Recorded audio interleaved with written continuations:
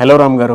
ఆయన రాజు ఏ పని మీద ఏకాగ్రత లేకపోవటం, ఏదైనా పని చేయాలన్నా మనసు అంగీకరించకపోవటం, అసలు అటువంటి పరిస్థితి నుంచి ఎలా బయటపడాలి సార్? అంటే ఇంట్రెస్టే రావట్లేదు. ఆలోచనలు రకరకాలుగా తిరుగుతున్నాయి కానీ బట్ ఆ మోటివేషన్ ఎక్కడో రావట్లేదు. దెబ్బతింటున్నాను, ఒకే చోట ఉండిపోతూ ఉన్నాను. సో ఈ పరిస్థితి ఉన్నప్పుడు దాని నుంచి ఎలా బయటపడాలంటారు? ఆర్గానిక్ పద్ధతిలో మీ చర్మాన్ని తెల్లగా మార్చుకోవాలనుకుంటున్నారా? సంప్రదించండి డాక్టర్ మాధవిని. మహారాజు, ఈ పరిస్థితి 2 కారణాల వల్ల ఉంటుంది. అంటే ఏమి చేయాలని అనుకోకపోవడం, దేనికి మోటివేషన్ లేకపోవడం. ఒకటేంటంటే నీ చేతిలో లేని ఒక రకమైన డిప్రెసివ్ కండిషన్లో, బైపోలార్ డిజార్డరు, ఒక డిజార్డర్లో ఉండి, డిప్రెషన్లో ఉండి, పోస్ట్ ట్రామాటిక్ స్ట్రెస్ డిజార్డర్ లాంటివి ఏవైనా ఇబ్బందులు కలిగిన దశ ఒకటైతే, రెండోది సోమరితనం. కేవలం సోమరితనం. ఎలా? మనిషికి ఇంట్రెస్ట్ ఉండదు, నిద్ర లేవాలన్నా ఇంట్రెస్ట్ ఉండదు, శరీరం మీద ఏమాత్రం శ్రద్ధ ఉండదు, సెల్ఫ్ కేర్ అసలు పట్టించుకోకపోగా ఎవరైనా సరే కదిలిస్తే చాలు నాకు దేని మీద ఇంట్రెస్ట్ ఉండట్లేదు. సమస్యలన్నీ ఎంత అద్భుతంగా చెబుతారంటే, ఈ మధ్య నేను చాలామందితో ఇంటరాక్ట్ అయ్యాను.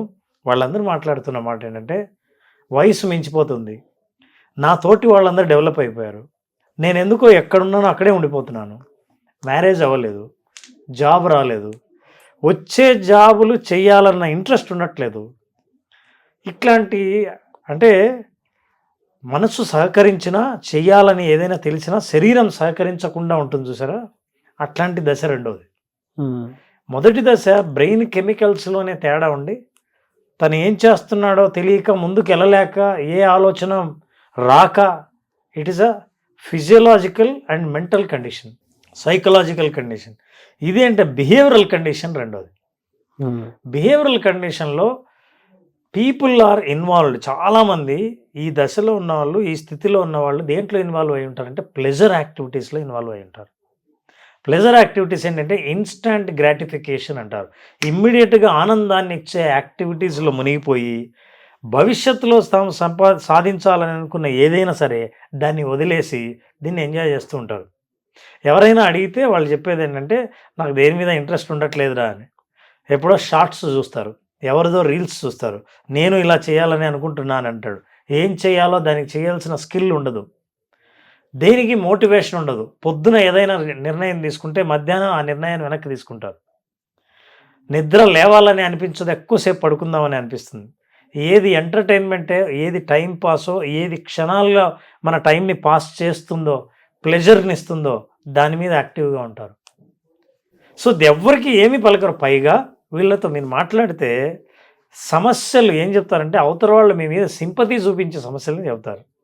నిజమే, ఈ పరిస్థితిలో ఎవరికి ఇంట్రెస్ట్ ఉండదు అని అనిపించేటట్టు కారణాలన్నీ వెతుక్కొని చెప్తారు. ఎందుకంటే నేను కంపేర్ చేస్తే అందరూ గ్రో అవుతున్నారు, నేను ఎంత ట్రై చేసినా, 4 జాబ్స్కి అప్లై చేసినా ఒక్కడే ఇంటర్వ్యూకి పిలిచాడు, ఇంటర్వ్యూకి వెళ్తే సెలెక్ట్ కాలేదు. ఇవన్నీ చూసి సిరీస్ ఆఫ్ ఈవెంట్స్ చెప్పడం చూస్తే అవతలవాడు విన్నవాడికి నిజమే కదా, ఏమి చేయాలని అనిపించదు అని అంటుంది. కానీ వీళ్ళు అలా డిజైన్ చేస్తారు. These are all behavioural problems. ఈ బిహేవియరల్ ప్రాబ్లమ్స్ ఉన్న వాళ్ళే నారాజు ఏమి చెయ్యాలని అనిపించకపోవడం, దేనికి మోటివేషన్ లేకపోవడం, ఏది మూవ్ కాకుండా ఉండడం, నిర్ణయాలు ఏవి తీసుకోకపోవడం, ఇన్యాక్షన్లో బ్రతకడం, ఇవన్నీ చేస్తుంటారు. ఇది సోమర్తనం సార్. అది కాకుండా సెకండ్ పార్ట్కి వద్దాం, అంటే సెకండ్ వెర్షన్. అవేం ఉండవు సార్. ఒక ఎమోషన్ దగ్గరే ఆగిపోయి ఏకాంతంగా ఉండటానికి ఇష్టపడిపోయి ఏ పని మీద మనస్ఫూర్తిగా ఫోకస్ చేయలేరు. ఏంటో సాగుతుంది వెళ్తుంది అన్నట్టే ఉంటుంది.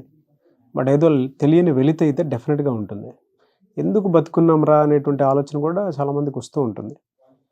మనం ఏం చేస్తున్నాం, ఏంటిది, ఎక్కడ దీనికి అదే ఆ ఫ్యూచర్ కూడా కనిపించదు వాళ్ళకి.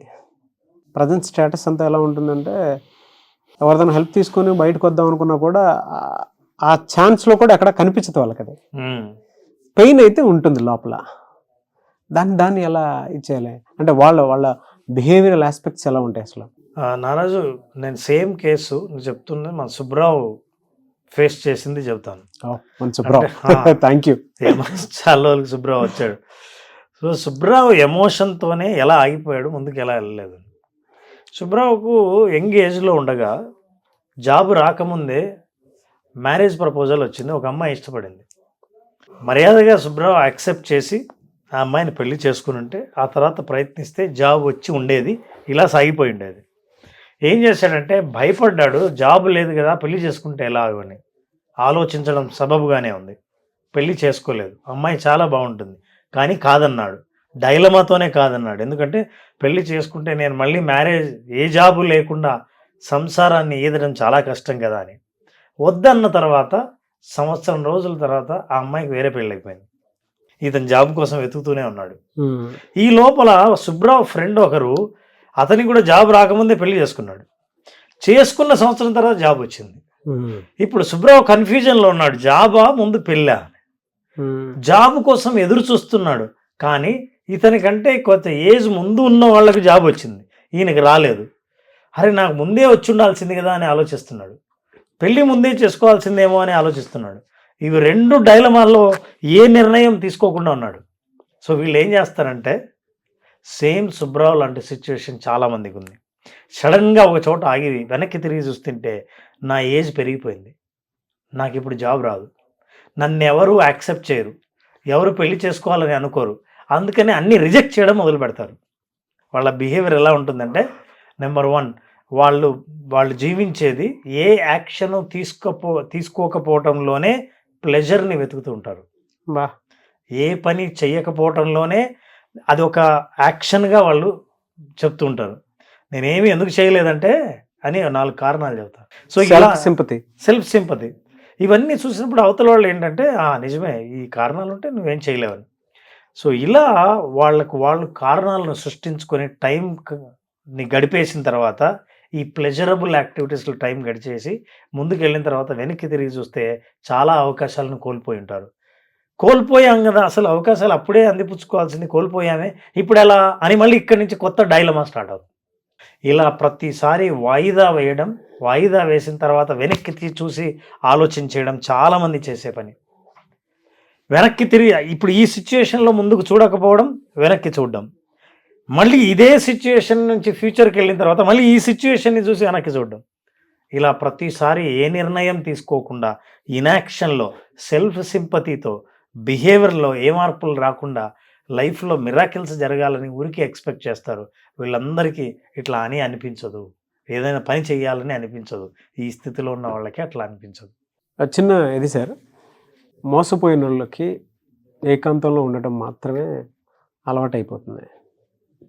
తెలియని బాధ నొప్పి ఉంటాయి, దేని మీద కూడా ఏకాగ్రత ఉండదు. అసలు ఫస్ట్ ఏదైనా పని చేయాలంటే మనసు కూడా అంగీకరించదు. వీళ్ళు ఎలా ఉంటారు అంటే దాన్ని ఎలా ఓవర్కమ్ అవ్వాలి? నారాజు, మనం మనిషి జీవితంలో నిర్ణయాలు తీసుకుంటే ప్రతి నిర్ణయం మనం అనుకున్న ఫలితాలే ఇవ్వక్కర్లేదు. ఇవ్వకపోతే వెంటనే ముందుకు వెళ్ళిపోతూ ఉండడం అనేది మనిషి సక్సెస్ఫుల్ అవ్వాలని అనుకున్న మనిషి చేసే పని. కానీ ఒక ఫెయిల్యూర్ని దృష్టిలో పెట్టుకొని ఒక హోటల్లో ఒకసారి బాగా ఉంటుందని వెళ్ళి డబ్బులు కట్టి తింటే బాగలేదని ఇక భోజనమే మానేయటం అనేంత మూర్ఖత్వం ఉండదు. ఇది కాకుండా ఇంకో చోట భోజనం, లేకపోతే నేను వండుకుంటా, జీవితం ముందుకు వెళ్ళాలి, నా ఆకలి తీర్చుకోవాలి. ఇలా మీరు ఎప్పుడైతే ఆలోచిస్తారో యాక్షన్ పాయింట్స్ దొరుకుతాయి. అలా కాకుండా ఒకసారి ఒక అనుభవం ఎదురైతే ఆ అనుభవాన్ని దృష్టిలో పెట్టుకొని ఇట్లాంటి అనుభవం రిపీట్ అవుతుందేమో అని ముందే భయంతో ఏ పని చేయకుండా ఉండడం అనేది, రిస్క్ తీసుకోకుండా ఉండడం అన్నది ప్రమాదకరమైన నిర్ణయం. ఇట్లాంటి ప్రమాదకరమైన నిర్ణయాల నుంచి బయటపడితే now you will take action. అదే నువ్వు ఎక్స్పెక్ట్ చేసావు, అది రాంగ్ అయింది, నో ప్రాబ్లం, జరుగుతూ ఉంటాయి. కానీ మన స్ట్రెంగ్త్, మన పర్సనాలిటీ ఎప్పుడు బయటపడుతుందంటే ఈ సమస్యల నుంచి బయటపడడానికి మనం చేసే ప్రయత్నంలోనే. అసలు ప్రయత్నించకపోవడమే పెద్ద ఫెయిల్యూర్. ప్రయత్నంలో ఫెయిల్ అయినా మళ్ళీ ప్రయత్నించవచ్చు. ఏమీ ప్రయత్నించకుండా ఉండడమే అంతకంటే మించిన ఫెయిల్యూర్ లేదు. కాబట్టి సుబ్రావ్, నువ్వు యాక్షన్ తీసుకోవాలి, టేక్ యాక్షన్. ఏం చేయాలి? సెల్ఫ్ కేర్, నిద్రలే, ఆరోగ్యాన్ని కాపాడుకో, ఆలోచనలను కాపాడుకో, తెలిసి బాగా నమ్మకంగా ఉన్న వాళ్ళ సలహా తీసుకో, ఎవరిదైనా సపోర్ట్ తీసుకొని వాళ్ళు ఎలా ఎదిగారో కనుక్కో, కొత్త స్కిల్స్ని డెవలప్ చేసుకో, పొద్దున్నే నిద్రలే, చూడు లైఫ్ మారిపోతుంది. ఎలా సార్ అంటే ఇంకా ఏ విధంగా వాళ్ళ ఆలోచనల్ని ఇన్స్టెంట్గా మార్చుకోవడానికి అవకాశం ఉంటుందంటారు? నారాజు, ఇట్లా ఉన్నవాళ్ళు జనరల్గా పెద్ద పెద్ద నిర్ణయాలు తీసుకోవడానికి మనసు అంగీకరించక ఏ నిర్ణయాలు తీసుకోరు. కానీ చిన్న నిర్ణయాలు తీసుకో. చిన్న నిర్ణయాలంటే ఇప్పుడు మీరు కూర్చున్న ప్లేస్ నుంచి ముందు లేవండి, మూవ్ అవ్వండి. ఇవాళ ఏదైనా సరే ఒక పని చేయాలా, ఒక వ్యక్తితో మాట్లాడి సలహా తీసుకోవాలనుకుంటే అంత చిన్న పనే మీరు తీసుకోండి. అనుకున్న ప్రతి చిన్న పని చేస్తున్నందుకు గాను మిమ్మల్ని మీరు మోటివేట్ చేసుకోండి. ఎప్పుడైతే మిమ్మల్ని మీరు మోటివేట్ చేసుకుంటారో నెక్స్ట్ పని చేద్దాం అనిపిస్తుంది. అరే ఇవాళ అనుకున్నవన్నీ చేశాను, చిన్నవే పనులే కానీ అలా ప్రతి చిన్న పని. శరీరాన్ని first you have to, body need to respond. So you have to take bath, be fresh. ఆ రోజు కావాలని ఇష్టం లేకపోయినా సరే మంచి బట్టలు వేసుకోండి. కూర్చుంటే ఎప్పుడైతే ఫిజికల్గా మీరు ఫ్రెష్నెస్ ఫీల్ అవుతారో ఫ్రెష్ థాట్స్ వస్తాయి, ఏదైనా చేద్దామన్న ఆలోచన వస్తుంది. సో ఇమ్మీడియట్గా చేయవలసిన పని ఏంటంటే లేచి వెళ్ళి స్నానం చేయడం. చేస్తే క్లీన్ అయిపోతుంది. And then sit for some time in silent and do some small actions. Celebrate, ఆ చిన్న చిన్న విషయాలనే మీరు సెలబ్రేట్ చేసుకోండి. అప్పుడు మోటివేషన్ రేపటికి వస్తుంది. అప్పుడు అవి పెద్ద నిర్ణయాలకు దారితీస్తుంది. దెన్ మీరు అనుకున్న నిర్ణయం తీసుకుంటారు. మీరు చెప్తుంటే నాకు ప్రాక్టికల్ ఎక్స్పీరియన్స్. మనం చాలా చూస్తూ ఉంటాం. కొన్నిసార్లు మనకేం అర్థం కానప్పుడు జస్ట్ అలా లేచి ఫేస్ వాష్ చేసుకొని మిర్రర్ ముందుకు వెళ్ళి మనం ఏంటని ఒకసారి ఆలోచించుకొని మనం దేనికోసం పోరాడుతున్నాం దాని మీద అవగాహన లేనప్పుడు ఫస్ట్ ఇల్లు క్లీన్ చేసుకోవటము, మనల్ని మనం క్లీన్ చేసుకోవటము, అంటే మీరు ఇందాక చెప్పినట్లు బాత్ చేసుకోవటము, లేదు మనకు అవగాహన లేనప్పుడు ఫర్దర్గా మనకి ఏదైతే బాగుంటుంది అనే దాని మీద జర్నల్ రాసుకోవటము, రేపటికి దీన్ని నేను ఇంకొకసారి చదివో లేదంటే ఇంకొకసారి అప్లై చేయడానికి ప్రయత్నం చేయడానికి చేసుకునేది కూడా ముందే రాసుకోవటం చేస్తే ఒక చిన్న చేంజ్ దగ్గర నుంచి మనం ఏ దాని మీద ఇంట్రెస్ట్ లేకుండా ఉండేదాన్ని పోగొట్టుకోవచ్చు. ఎలా అయినా సరే సార్, మీరు ఇందాక చెప్పినట్లు జీవితంలో ఎవరు ఏది చేసినా చెయ్యకపోయినా సరే ఇన్స్టెంట్ రిజల్ట్ రావాలి అనుకునేటువంటి వాళ్ళకి ఒకటే చెప్తాను సార్, నేను ఒకటే ఫార్ములా. మీరు స్నానం చేయకుండా అయితే ఉంటారుగా, ఏ పని చేయబుద్ధి కాకపోతేమో కానీ స్నానం చేయకుండా అయితే ఉంటారుగా, లేచి మీరు చెప్పినట్లు ప్రశాంతంగా స్నానం చేసి హ్యాపీగా కొద్దిసేపు వాళ్ళకి ఏం కావాలి ఇన్స్టెంట్ రిలీఫ్, అక్కడి నుంచి లేచి బయటికి వెళ్ళి ఎక్కడన్నా నేచర్లో ఒక్కొక్క 10 నిమిషాలు గడిపితే తిరిగి మనల్ని మనం తెచ్చుకునే అవకాశం ఉంటుంది. ఒరిజినల్ సెల్ఫ్, ఎస్, ఆ సెల్ఫ్ లవ్ కూడా డెవలప్ అవుతుంది. అంటే అట్లీస్ట్ ఆ సింపతి పోతుంది. థాట్ మీద థాట్ డిపెండెన్సీ పెరిగిపోయి మనిషికి మీరు ఇంత చెప్పినట్టు 3 లేయర్స్లో ఒకటి బద్ధకంతో వస్తుంది, 2 సైకలాజికల్తో ప్రాబ్లమ్స్ వస్తుంది, మోసపోయిన వాళ్ళకి బయటపడడానికి ఇదిగో ఇలాంటి దారే ఎక్కువగా చూసుకోవాల్సిన అవసరం ఉంటుంది. థ్యాంక్ యూ అన్న, thank you so much Ram garu. Thank you. చాలా మంది ఆన్లైన్ క్లాస్ విజువలైజేషన్ మీద అడుగుతూ ఉన్నారు, ఎప్పుడు ఉండే అవకాశం ఉంటుంది? ఇది February 6th ఉంది నారాజు. February 6th. బేసిక్స్కి వచ్చాం. చాలా మంది మళ్ళీ బేసిక్స్ స్టార్ట్ చేయండి అని అంటున్నారు. చాలా మంది మల్టిపుల్ టైమ్స్ ప్రోగ్రామ్స్ అటెండ్ అవుతున్నారు, కొత్త కంటెంట్ అడుగుతున్నారు, కొత్తది కంటెంట్ ఎప్పటికప్పుడు అప్డేట్ చేస్తున్నాం. February 6th basic art of visualisation session start అవుతుంది. 5 రోజుల పాటు ఆసక్తి ఉన్న వాళ్ళు అటెండ్ అయితే తప్ప అసలు దానిలో ఉన్న బ్యూటీ కానీ దానిలో ఉన్న అనుభవం కానీ అర్థం కాదు. థ్యాంక్ యూ అన్న, thank you so much Ram garu. Thank you నా. సో చూసారు కదండి వీడియో. ఈ వీడియోపై మీ అభిప్రాయాన్ని కమెంట్ బాక్స్లో పోస్ట్ చేయండి. ముఖ్యంగా మీరు కనుక రామ్ గారిది ఆర్ట్ ఆఫ్ విజువలైజేషన్ క్లాస్కి అటెండ్ అవ్వాలి అనుకుంటే స్క్రీన్ మీద మీకు కాంటాక్ట్ నెంబర్ కనిపిస్తుంది, దానికి మీరు కాల్ ఆర్ మెసేజ్ వాట్సాప్ చేసి వెంటనే ఎన్రోల్ చేసుకోండి. ఒకవేళ మీ కాంటాక్ట్ నెంబర్ కనెక్ట్ అవ్వట్లేదు అంటే మిస్టర్ నాగ్ అఫీషియల్ 1 అని నా ఇన్స్టాగ్రామ్ ఐడి ఉంది, దానికి మీరు పర్సనల్ మెసేజ్ పెట్టినా కూడా నేను రామ్ గారి టీమ్కి ఫార్వర్డ్ చేస్తాను. ఆ విధంగా సరే మీరు అప్రోచ్ అవ్వచ్చు. అండ్ ఈ వీడియో లైక్ చేయండి, షేర్ మాత్రం తప్పకుండా చేయండి. ఇలాంటి మరిన్ని వీడియోస్ కోసం మా ఛానల్ ఫాలో అవ్వండి. Thank you.